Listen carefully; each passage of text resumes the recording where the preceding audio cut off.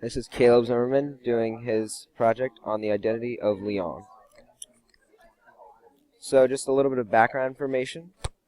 The population was around 475,000 in 2008. It's located approximately 290 miles away from Paris.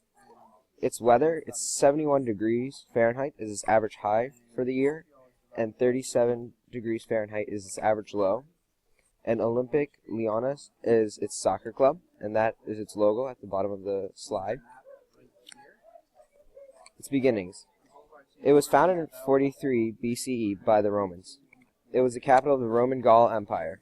Roads were built to go in and out of the city. Many of the famous roads built by the Romans, and that went through Lyon.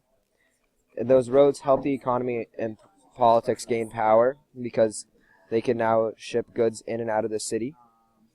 And it was the location of the Council of Gauls. In the Renaissance, its population grew because of economic growth. It was the trading center of many goods, and the merchants that came to the city were the reason that the population grew during that time. Buildings from the Renaissance that are still around today. In the Saint Jean and Saint Paul areas, there are many buildings. The Gadin family built many famous houses that are still around today. And many of these buildings that were built during this time period have shaped the way the city looks today. In the 19th century, it modernized. Its silk industry grew, but because of all the silk workers, many riots came into Lyon. In the 20th century, it entered the century very active. But the beginning of the century, its silk industry slowed down, but medicines and vaccines developed in research centers in the city, and that became its next big economic thing. And the automotive industry also boomed during this time. In the 20th century, it was the capital of the resistance movement, and the old town was made a saved area by the French Prime Minister in 1962. And then the organization UNESCO made it a World Heritage Site in 1998. Edouard Herriot, he was mayor for 47 years total. He was 35 years at one point, then took a little bit of a break, and then for another 12 years.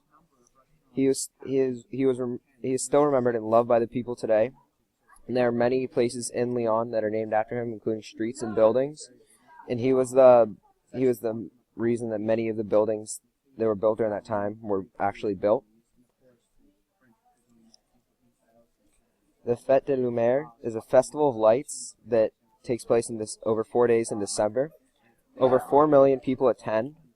Very famous architects come from around the world, and they design lights that cover buildings. And then residents of Lyon cover their own houses with lights and candles to add to the effect of the whole festival.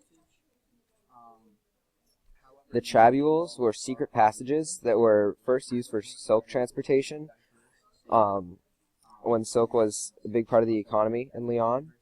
They were used for resistance fighters in World War II, and actually many people attribute these secret passages to the victory, to make it so the Nazis didn't take over Lyon, because the resistance fighters used them to their advantage and surprised the Nazis.